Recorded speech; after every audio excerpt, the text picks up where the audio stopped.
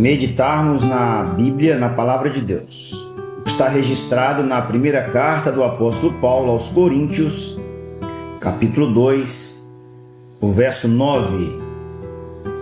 Nem olhos viram, nem ouvidos ouviram, nem jamais penetrou em coração humano o que Deus tem preparado para aqueles que o amam.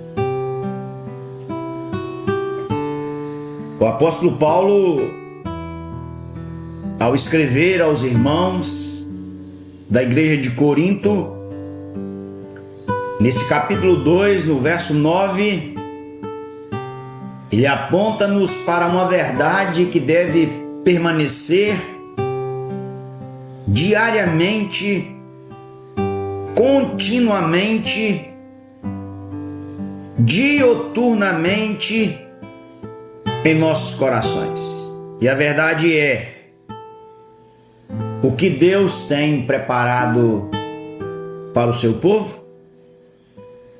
O que Deus tem preparado para o seu povo? Há um irmão em Cristo que viveu alguns séculos atrás, conhecido muito por sua aptidão ou até mesmo a sua dedicação e entrega ao ministério da oração, inclusive com livros robustos nessa área, a área da oração, que deve ser uma prática devocional de um discípulo de Jesus Cristo, um cristão. O nome deste homem, ele é conhecido por E.M. Baldes, e ele dizia: a igreja de joelhos pode trazer os céus à terra. A igreja de joelhos pode trazer os céus à terra. O apóstolo Paulo está falando a respeito de algo semelhante. Ele está citando a profecia de Isaías no capítulo 64, o verso 4, porque desde a antiguidade não se ouviu, nem com o ouvido se percebeu, nem com os olhos se viu Deus além de ti, que trabalha para aquele que nele espera. Deus além de ti que trabalha para aquele que nele espera. O texto então nos ensina algumas verdades. A primeira verdade é que Deus tem preparado algo para o seu povo. O verbo preparado aqui significa que Deus, em sua soberana vontade, ensina-nos ter pronto e ordenado algo que está preparado completamente. Interessante observar essa ideia do texto sagrado. Não há apenas algo preparado, mas há algo preparado completamente. Ou seja, não é necessário acrescentar absolutamente nada, porque Deus já preparou. Isso soa, é semelhante, é parecido com a expressão do apóstolo Paulo ao escrever aos irmãos da igreja de Éfeso, quando ele diz que Deus já nos abençoou em Cristo Jesus com toda sorte de bênçãos espirituais. Não há absolutamente nada em falta. Tudo já está preparado. Tudo já está pronto. Tudo já está feito. Há algo que está preparado e preparado completamente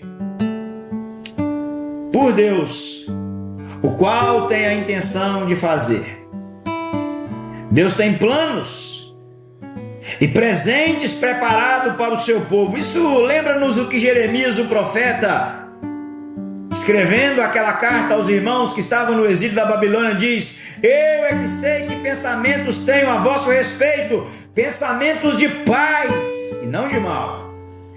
O Senhor tem bons pensamentos, pensamentos exclusivos, pensamentos abençoadores para o seu povo. Deus tem algo preparado para nós.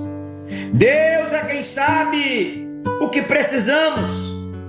Ele sabe o que é melhor para nós. Logo deve gerar esta verdade descanso, paz e tranquilidade no nosso coração.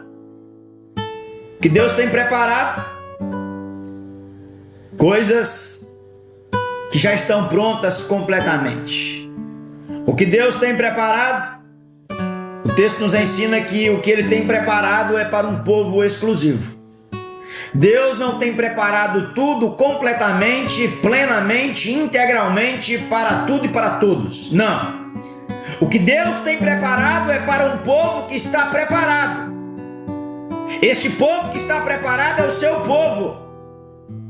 Nas palavras do apóstolo Paulo, escrevendo aos irmãos da igreja de Roma, ele disse: todas as coisas cooperam para o bem daqueles que amam a Deus, daqueles que são chamados segundo o seu propósito. Notem que há no texto de Romanos 8, no texto aqui de 1 Coríntios capítulo 2, verso 9, esta ideia da exclusividade é a mesma ideia que está lá na primeira carta do apóstolo Pedro, quando ele disse que nós somos povo de propriedade exclusiva de Deus.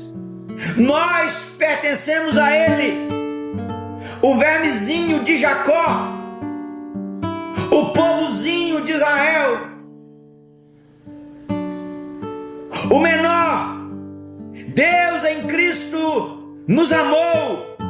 Então, estas coisas que vão além do que nós podemos entender, compreender, discernir, elas estão preparadas para um povo exclusivo. Este povo é a igreja de Cristo Jesus.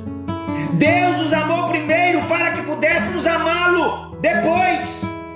Esse povo é o povo de Deus, que tem inimigos visíveis e invisíveis. Este povo é o povo de Deus, que tem rivais. Esse povo é o povo amado, eleito, redimido por Jesus, salvo pela graça eletiva do Pai, salvo pelo sacrifício do Filho, salvo pela irresistível regeneração feita pelo Espírito Santo no coração dos pecadores. O que Deus tem preparado são coisas completas para quem Deus tem preparado para o seu povo, o povo exclusivo, salvo por Cristo. Por fim, o texto nos ensina que o que Deus tem preparado, apenas Ele sabe. Vocês recordam de que o apóstolo Paulo, depois de ser humilhado na sua caminhada, na sua jornada, o Senhor o levou ao terceiro céu. A expressão bíblica terceiro céu é para nos ensinar. Não é esse céu azul da atmosfera que você olha agora e contempla. Não é o céu onde estão as abóbodas celestes, os corpos estelares, o sol, a lua, as estrelas, os planetas, não. A expressão terceiro céu traz a ideia do paraíso, onde Deus habita, aquilo que Jesus disse: vou preparar-vos lugar. É a morada de Deus, é a habitação de Deus. Esse Deus levou Paulo a este lugar. O apóstolo Paulo disse que viu coisas inefáveis, que ao homem não é lícito dizer, que ao homem não é lícito falar, que ao homem não é lícito dar conhecimento.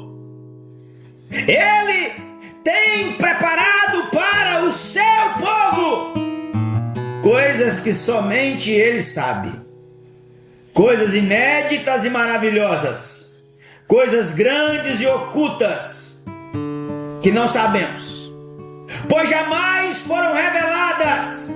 O plano de Deus para o seu povo é algo tão maravilhoso que a nossa mente não é capaz de concebê-lo ou compreendê-lo. E nós, em Cristo, podemos ter acesso a estas coisas por meio de uma vida de piedade, de devoção, voltada a Cristo Jesus. O que Deus tem preparado, coisas completas. O que Deus tem preparado, coisas para um povo separado. O que Deus tem preparado, coisas que só Ele sabe e que nós podemos acessá-las por meio da oração, através de Cristo Jesus. Concluo lembrando: nem olhos viram, nem ouvidos ouviram, nem jamais penetrou em coração humano o que Deus tem preparado para aqueles que o amam.